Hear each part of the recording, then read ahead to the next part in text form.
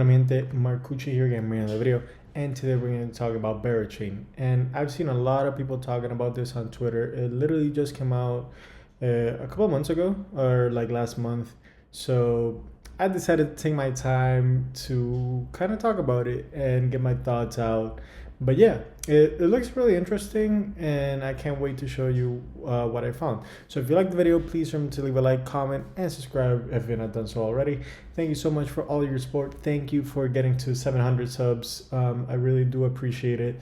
Let's shoot for 1,000. So yeah, let's start talking about the team members. It's the team member is Smokey the Bear, Homie Bear, and Def Bear.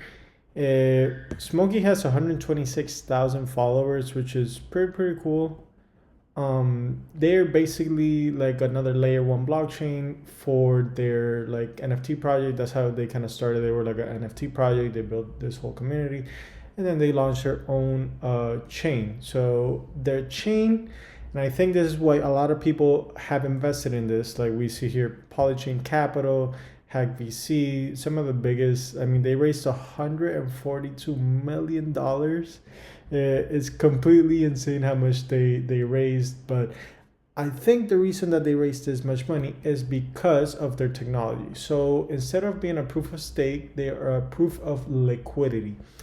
And I'll link in the description down below an interview that Bankless did with Berachain, because I'm not even gonna try to describe what proof of liquidity is. I mean, I've been in crypto for a while now, and every year, every day, there's a new definition or a new term that I don't have confidence kind of talking about it.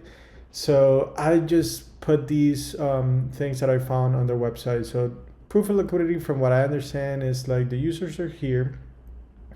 Then the liquidity travels through the validators to Berachain and then back to the ecosystem, dApps or liquidity, and then it goes back to users. That's the best I can do.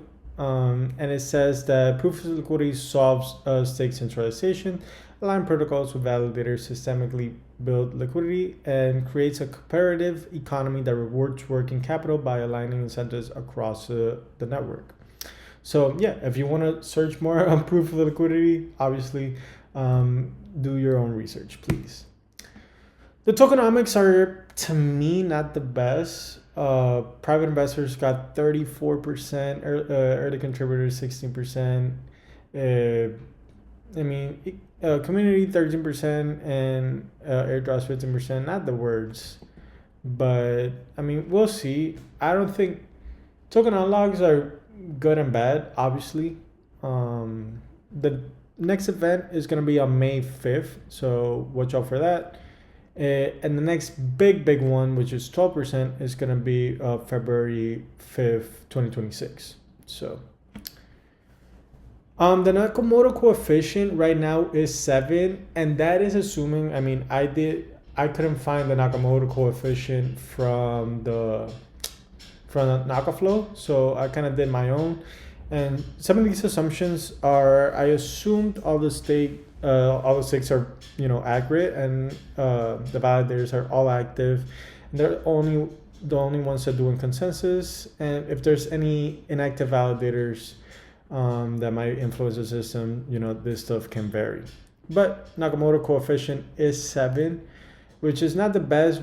But like I said, this chain literally just started, so I'm gonna give it like a year or two just to see kind of where it is. So total active validators is 51, total boost 2.7 million GBT, which is like 16 million, and stake Bera is 1.09 billion, which is kind of impressive.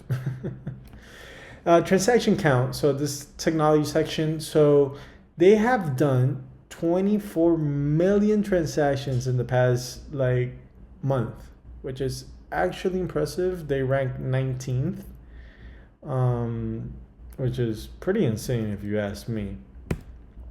Block time, they rank 14th. They have a 2-second block time, pretty good as well. And TPS, they do 23 TPS, which currently ranks 9th, so pretty impressive there too. Daily transactions, I mean, like we saw it already. I mean, they range between, was that like a million to 2.5 million?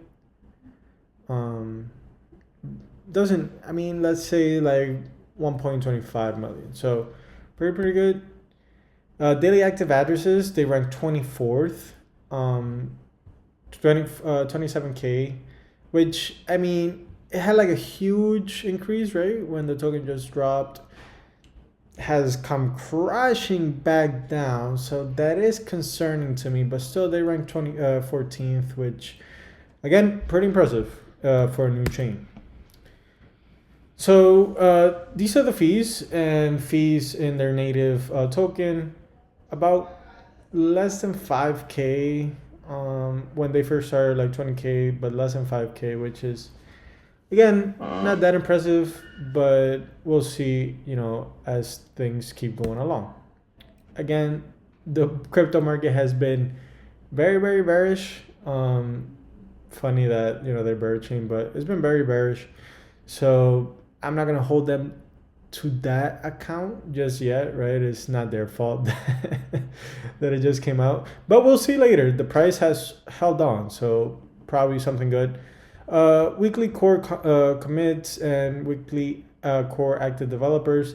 Not that many developers, 10 developers like recently, which is not the best. And core commits, I mean, pretty decent too. Like I said, if they're gonna keep bringing in new talent and developers to work on it, then kudos to them. So let's see how they raise.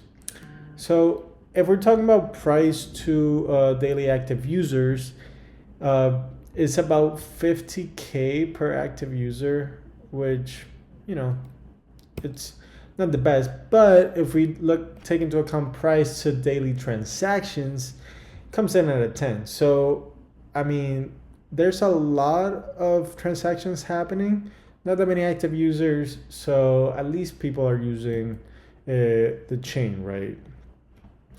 TVL 3.25 billion, which is insane. It's a lot. But if we look here at fees, right, like $1,000 app revenue in the past 24 hours, 100,000, which is pretty good. But if we look here, I don't, like I said, I'm not going to take into account these numbers. I kind of want to see them through a bear and a bull, or like at least when stuff is kind of sideways. That way we can see better representation of these fees and numbers, right? So they have a big ecosystem. Let's take a look at their ecosystem right here. So yeah, I mean, as always, use these apps, use them, please. Like, I'm not going to say like, don't use them. I want you guys to use them before you invest in stuff like this. But like I said, huge ecosystem already, for a short period of time. They have DeFi, RWA, bridges, oracles, GameFi, SocialFi, wallets, DAOs, and many, many things. So please use them and see if you like the ecosystem. So we can see here, circuit supply, it's 500 million Bera. Second supply is 107 million Bera. Total supply is 500 million. Market cap is almost at $1 billion. So full daily valuation 4 billion. So they are highly valuated, right? We can see here from price to all-time high. There's two numbers, right? This is from Asari. So from the all-time high, according to them, the all-time high is $9. So it's only 4% down from the all-time high. On here, on CoinMarketCap, it says it's down 41%, and the all-time high was almost $15. So use both numbers. I like to use both numbers. I think in crypto right now, there is a lot of not speculation, but some of the numbers might be different depending on the metrics that you use, on how people use it. So please, always take into account both metrics. But from the all-time low, it says it started at $1 and it's up 770%. But from the cycle low right here, it says it's up 83%, and the cycle low was 480. So yeah, just a little bit of that. Social media also about to hit 1 million followers, which is pretty impressive. And they just announced a new CTO, so it's Grizzly Bera 2025. Apparently he used to work at Polygon, and he's been in Silicon Valley for about 15 years, I believe they said, 15 to 20 years. So I mean, let's see how that goes. And yeah, my conclusion is always use these chains. Like, don't just go off the numbers I say, the numbers that you see from Twitter, or all these things. Always research these chains, and as always, use the dApps. See if you like them, see if you don't, see if you want to buy an NFT from Bera, and all these kind of things. Anyways, thank you so much for watching. I hope you guys enjoy the research. I love doing these videos for you guys.